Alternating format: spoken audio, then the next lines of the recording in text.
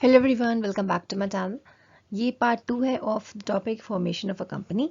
इससे पहले का पार्ट हमने पढ़ा था कि प्रमोशन क्या होता है, प्रमोटर्स कौन होते हैं। इसमें हम आगे के कुछ कंसेप्ट्स पढ़ेंगे, कुछ क्लॉजेस पढ़ेंगे about the memorandum of association and articles of association. So let's start the video. अब हम आ जाते हैं कुछ इंपॉर्टेंट डॉक्यूमेंट्स के ऊपर जो कि यूज़ किए जाते हैं in order to register a company. तो there are some of the documents जो आपको जमा करने पड़ते हैं अगर आप कंपनी को क्रिएट कर रहे हैं। तो वो दो इंपॉर्टेंट डॉक्यूमेंट्स होते हैं। पहला तो है मेमोरेंडम ऑफ एसोसिएशन एंड दूसरा is articles of association. Memorandum में कंपनी के ऑब्जेक्टिव्स होते हैं एंड आर्टिकल में कंपनी के रूल्स एंड रेगुलेशंस होते हैं फॉर द इंटरनल मैनेजमेंट। इसमें क्या क्या होता है मेमोरेंडम में? सबसे पहला क्लॉज होता है नेम क्लॉज। 6 पार्ट्स में डिवाइड होता है। पहला है नेम क्लॉज, इसमें कंपनी का जो नाम है वो मेंशन होता है। रजिस्टर्ड ऑफिस क्लॉज, इस क्लॉज में कंपनी का हेड ऑफिस जहां पर भी जिस भी स्टेट में जिस भी सिटी में रजिस्टर्ड है वो मेंशन होता है।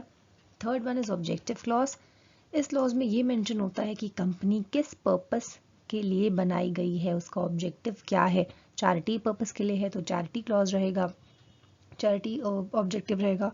कोई प्रॉफिट है तो प्रॉफिट रहेगा, नॉन प्रॉफिट है तो नॉन प्रॉफिट रहेगा। जो भी कंपनी का ऑब्जेक्टिव है क्रिएट होने के पीछे, वो वाला ऑब्जेक्टिव मेंशन होता है ऑब्जेक्टिव क्लॉज में। लायबिलिटी क्लॉज में मेंशन होती है the liability of the members whether it is unlimited और लिमिटेड, या लिमिटेड लायबिलिटी है या जैसी भी जितनों की अनलिमिटेड है वो मेंशन होगी, जितनों की लिमिटेड है वो मेंशन होगी। Everything regarding the liability is mention in the liability clause.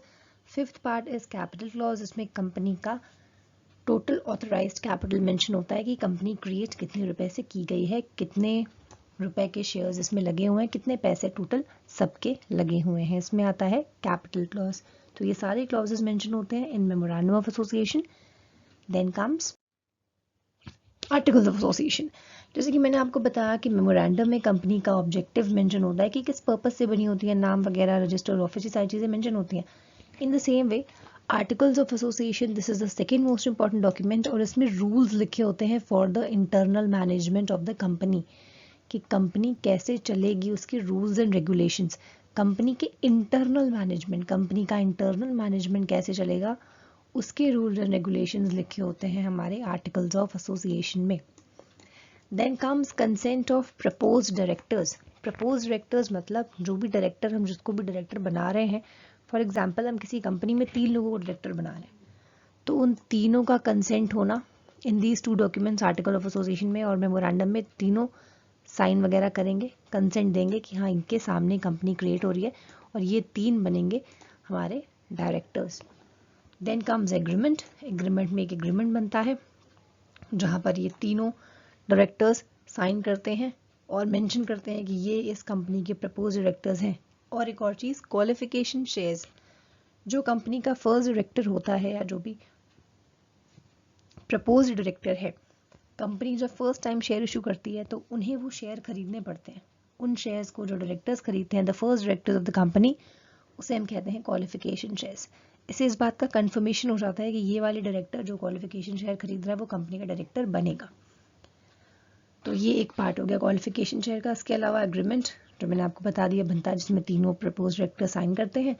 उसके बाद स्टैट्यूटरी डिक्लेरेशन, एक डिक्लेरेशन करते हैं कि the above given information is correct up to the mark. हमारी नॉलेज के हिसाब से ये सारी इन्फॉर्मेशन जो हमने आपको दी है, नेम क्लॉज, ऑब्जेक्टिव क्लॉज में, कैपिटल क्लॉज में, सारा जो डेटा दिया है इट इज़ करेक्ट। और फिर तीनों साइन करते हैं।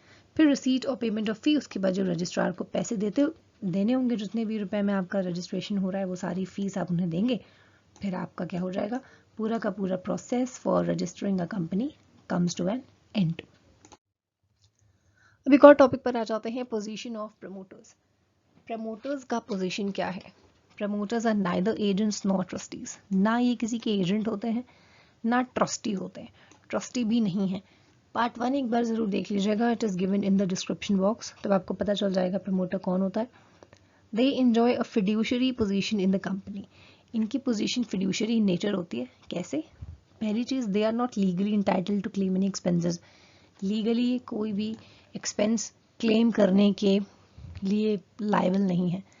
जैसे कि सपोज मैं किसी कंपनी का प्रमोटर हूँ, मुझे दिमाग में एक आइडिया आया, मैं कंपनी क्रिएट कर रही हूँ और उसके बाद में जाकर कंपनी से ये नहीं बोल सकती कि मैंने तुम्हारी कंपनी को प्रमोट करने में बड़ी मेहनत की, मुझे पैसे चाहिए। लीगली मैं किसी भी पैसे को मांगने के लिए एंटाइटल्ड नहीं हूँ। वो कंपनी की खुद की मर्जी, अगर वो चाहे तो प्रिलिमिनरी इनकॉर्पोरेशन एक्सपेंसेस मुझे दे दे, मुझे रीइंबर्स कर दे, मेरा जितना भी खर्चा है मुझे पैसे दे दे। कंपनीज में ऑल्सो रिम्यूनरेट द प्रमोटर्स। कुछ कंपनी क्या करती हैं, अपने प्रमोटर्स को रिम्यूनरेट करती हैं, उन्हें सैलरीज देती हैं by giving them lump sum amount और अ कमीशन। कंपनी में ऑल्सो अलॉट देम शेयर्स। कुछ कंपनी क्या करती है, अपने जो प्रमोटर्स हैं उन्हें शेयर दे देती हैं, कुछ शेयर अलॉट कर देती है या डिबेंचर दे देती है for give them option to purchase securities at a future date, कि फ्यूचर में कभी अगर चाहें तो शेयर या डिबेंचर के थ्रू मनी रेस कर सकते हैं वो वाले promoters. Alright, so this is it about part 2. I hope आपको समझ में आ गया होगा. In case of any doubt query, please use the comment box. Thank you again and please watch the part 1. This is part 2 and part 3 will be updated soon जिससे कि आपको पूरा का पूरा concept clear हो जाए. Thank you again and may God bless you.